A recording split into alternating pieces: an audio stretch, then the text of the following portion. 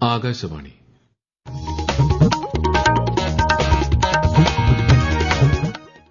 നമസ്കാരം. പ്രാദേശിക വാർത്തകൾ വായിക്കുന്നത് സുധിൻ സൈനുദ്ദീൻ.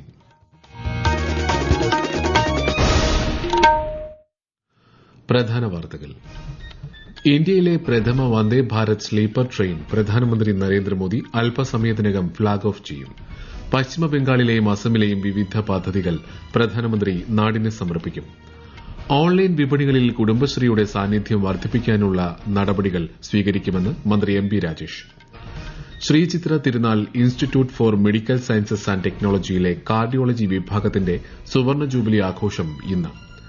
ലൈംഗിക പീഡന കേസിൽ റിമാൻഡിൽ കഴിയുന്ന രാഹുൽ മാങ്കൂട്ടത്തിൽ എംഎൽഎയുടെ ജാമ്യാപേക്ഷ തള്ളി തിരുവല്ല മജിസ്ട്രേറ്റ് കോടതി. 64ാമത് സംസ്ഥാന സ്കൂൾ കലോത്സവത്തിൽ ആധിപത്യം തുടർന്ന് കണ്ണൂർ ജില്ല. കോഴിക്കോട് തൊട്ടുപിന്നിൽ. അണ്ടർ 19 ഏകദിന ലോകകപ്പ് ക്രിക്കറ്റിൽ ഇന്ന് ഇന്ത്യ ബംഗ്ലാദേശ് പോരാട്ടം. വാർത്തകൾ വിശദമായി. ഇന്ത്യയിലെ പ്രഥമ Vande Bharat sleeper train Malda town railway സ്റ്റേഷനിൽ പ്രധാനമന്ത്രി നരേന്ദ്രമോദി അല്പസമയത്തിനകം ഫ്ളാഗ് ഓഫ് ചെയ്യും. ഹൌറയ്ക്കും ഗുവാഹത്തിക്കുമിടയിലാണ് Vande Bharat sleeper train service നടത്തുന്നത്. 16 ആധുനിക കോച്ചുകൾ ഉൾപ്പെടുന്ന ട്രെയിനിൽ ആകെ 823 യാത്രക്കാരെ ഉൾക്കൊള്ളാൻ കഴിയും. പശ്ചിമബംഗാളിലെ 4 പ്രധാന റെയിൽവേ പദ്ധതികൾക്കും പ്രധാനമന്ത്രി ഇന്ന് തുടക്കം കുറിക്കും.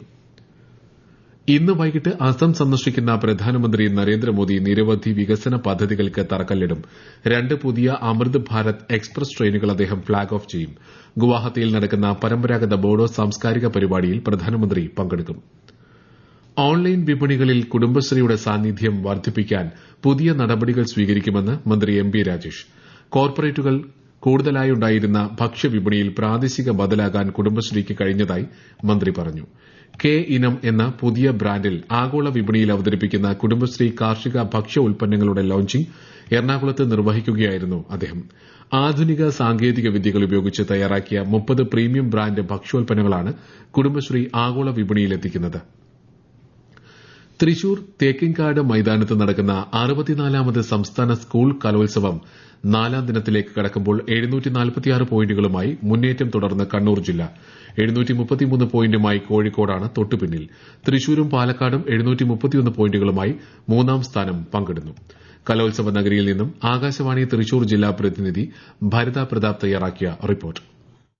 ഹൈസ്കൂൾ വിഭാഗത്തിന്റെ മോണോ ആക്ട് വേദി 6 കർണികാരത്തിൽ ആരംഭിച്ചു. നാടോടി നൃത്തവും ഹയർ സെക്കൻഡറിയുടെ നാടകവും വേദി 6 കർണികാരത്തിൽ നടക്കും.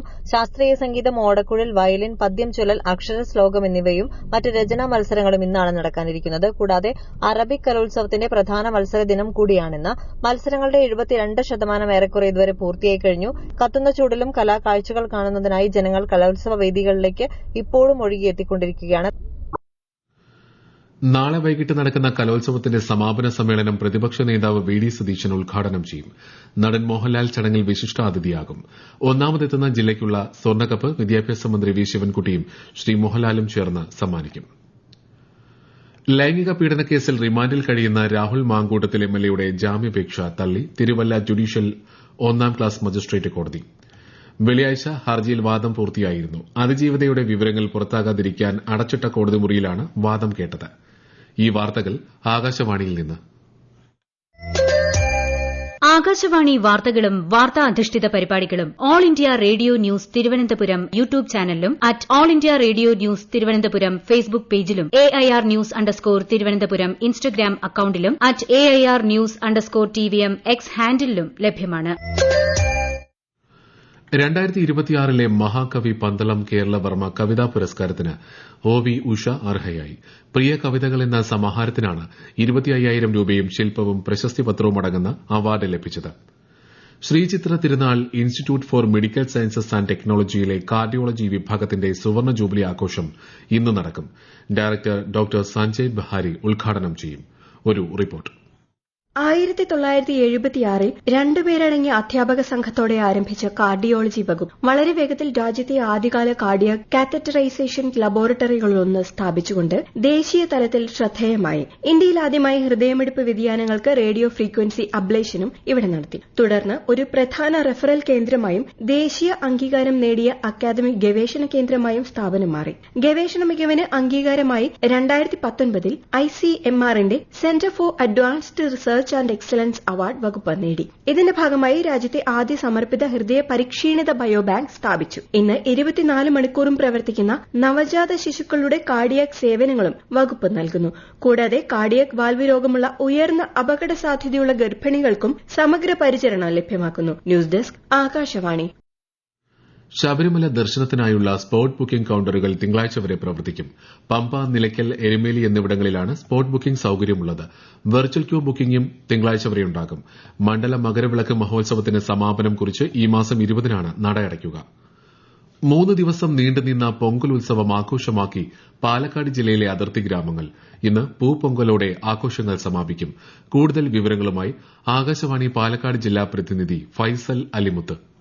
ഇന്നലെ കാർഷിക വൃത്തിയുമായി ബന്ധപ്പെട്ട കന്നുകാലികളുടെ അഭിവൃദ്ധിക്കായി മാട്ടുപൊങ്കലാണ് ആഘോഷിച്ചത്.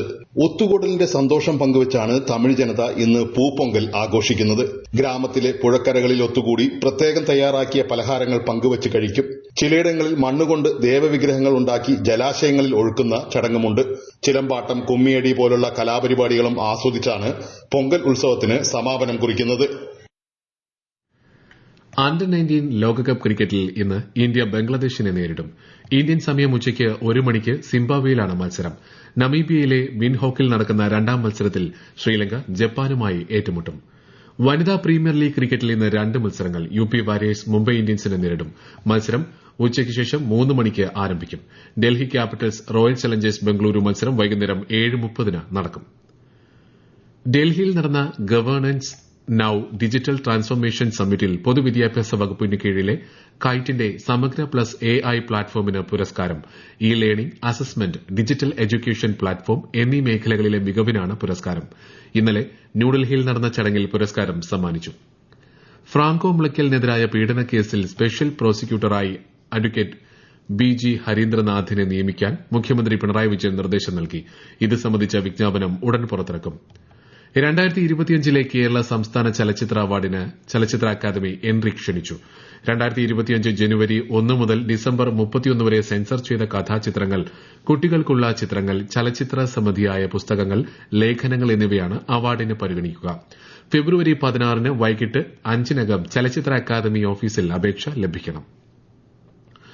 വിഴിഞ്ഞം രാജ്യാന്തര തുറമുഖത്തിന്റെ 2ാംഘട്ട വികസന പ്രവർത്തനങ്ങളുടെ നിർമ്മാണോദ്ഘാടനം ഈ മാസം 24-ന് മുഖ്യമന്ത്രി പിണറായി വിജയൻ നിർവഹിക്കും. തുറമുഖത്ത് നിന്ന് ഇറക്കുമതിയും കയറ്റുമതിയും സാധ്യമാക്കുന്ന എക്സിം കാർഗോ സേവനങ്ങളുടെയും ബൈപ്പാസുമായി ബന്ധിപ്പിക്കുന്ന പുതിയ പോർട്ട് റോഡിന്റെയും ഉദ്ഘാടനം ചടങ്ങിൽ നിർവഹിക്കും. പത്തനാപുരം പാതിരിക്കൽ മേഖലയിൽ എക്സൈസ് നടത്തിയ പരിശോധനയിൽ 208 ഗ്രാം ഹാഷിഷ് ഓയിലുമായി ഒരാൾ പിടിയിൽ. നിരവധി കാപ്പ കേസുകളിൽ പ്രതിയായ പത്തനംതിട്ട അടൂർ സ്വദേശി ഉമേഷ് കൃഷ്ണയാണ് പിടിയിലായത്. പത്തനാപുരം കോടതിയിൽ ഹാജരാക്കിയ പ്രതിയെ റിമാൻഡ് ചെയ്തു. IT വിജ്ഞാനാധിഷ്ഠിത മേഖലകളിൽ ജോലി ചെയ്യുന്നവർക്ക് സ്വന്തം വീടിനടുത്ത് ലോകോത്തര നിലവാരത്തിലുള്ള തൊഴിലിടങ്ങൾ ഒരുക്കുന്ന സംസ്ഥാന സർക്കാരിന്റെ കമ്മ്യൂൺ വർക്ക് നിയർ ഹോം പദ്ധതിക്ക് തിങ്കളാഴ്ച തുടക്കമാകും.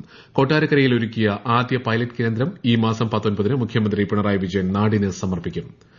പ്രാദേശിക സംഘർഷങ്ങൾ വർദ്ധിച്ചുവരുന്ന സാഹചര്യത്തിൽ ഇറാനിൽ നിന്ന് നിരവധി ഇന്ത്യൻ പൌരന്മാർ ഇന്നലെ രാത്രി ന്യൂഡൽഹിയിലെത്തി. സുരക്ഷാ സാഹചര്യം കണക്കിലെടുത്ത് ഇറാനിലുള്ള പൌരന്മാരോട് രാജ്യം വിടാൻ വിദേശകാര്യ മന്ത്രാലയം നിർദ്ദേശം നൽകിയിരുന്നു. സ്ഥിതിഗതികൾ സൂക്ഷ്മമായി നിരീക്ഷിക്കുന്നുണ്ടെന്നും ഇന്ത്യൻ പൌരന്മാരുടെ ക്ഷേമം ഉറപ്പാക്കാൻ പ്രതിജ്ഞാബദ്ധമാണെന്നും മന്ത്രാലയം അറിയിച്ചു. ലക്ഷദ്വീപ്, പുതുച്ചേരി, ഗോവ, രാജസ്ഥാൻ, പശ്ചിമബംഗാൾ എന്നിവിടങ്ങളിൽ SIRന്റെ സമയപരിധി നീട്ടി കേന്ദ്ര തെരഞ്ഞെടുപ്പ് കമ്മീഷൻ. വോട്ടർമാർക്ക് അവകാശവാദങ്ങളും എതിർപ്പുകളും ഈ മാസം 19 വരെ സമർപ്പിക്കാം. തമിഴ്നാട് മുൻ മുഖ്യമന്ത്രിയും നടനുമായ MG രാമചന്ദ്രന്റെ ജന്മവാർഷിക ദിനത്തിൽ പ്രധാനമന്ത്രി നരേന്ദ്രമോദി ശ്രദ്ധാഞ്ജലി അർപ്പിച്ചു. തമിഴ്നാടിന്റെ പുരോഗതിയിലും തമിഴ് സംസ്കാരത്തെ ജനപ്രിയമാക്കുന്നതിലും MGR നൽകിയ സംഭാവനകൾ വലുതാണെന്ന് പ്രധാനമന്ത്രി സമൂഹമാധ്യമത്തിൽ കുറിച്ചു. പ്രധാന വാർത്തകൾ വീണ്ടും. ഇന്ത്യയിലെ പ്രഥമ വന്ദേ ഭാരത് സ്ലീപ്പർ ട്രെയിൻ പ്രധാനമന്ത്രി നരേന്ദ്രമോദി അല്പസമയത്തിനകം ഫ്ളാഗ് ഓഫ് ചെയ്യും. പശ്ചിമബംഗാളിലെയും അസമിലെയും വിവിധ പദ്ധതികൾ പ്രധാനമന്ത്രി നാടിന് സമർപ്പിക്കും. ഓൺലൈൻ വിപണികളിൽ കുടുംബശ്രീയുടെ സാന്നിധ്യം വർദ്ധിപ്പിക്കാനുള്ള നടപടികൾ സ്വീകരിക്കുമെന്ന് മന്ത്രി MB Rajesh. Sreechitra Thirunal institute for medical sciences and ടെക്നോളജിയിലെ കാർഡിയോളജി വിഭാഗത്തിന്റെ സുവർണ്ണ ജൂബിലി ആഘോഷം ഇന്ന്. ലൈംഗിക പീഡന കേസിൽ റിമാൻഡിൽ കഴിയുന്ന രാഹുൽ മാങ്കൂട്ടത്തിൽ MLAയുടെ ജാമ്യാപേക്ഷ തള്ളി തിരുവല്ല മജിസ്ട്രേറ്റ് കോടതി. 64ാമത് സംസ്ഥാന സ്കൂൾ കലോത്സവത്തിൽ ആധിപത്യം തുടർന്ന് കണ്ണൂർ ജില്ല കോഴിക്കോട് തൊട്ടുപിന്നിൽ അണ്ടർ 19 ഏകദിന ലോകകപ്പ് ക്രിക്കറ്റിൽ ഇന്ന് ഇന്ത്യ ബംഗ്ലാദേശ് പോരാട്ടം. പ്രാദേശിക വാർത്തകൾ കഴിഞ്ഞു. അടുത്ത വാർത്താ പ്രക്ഷേപണം 12:50.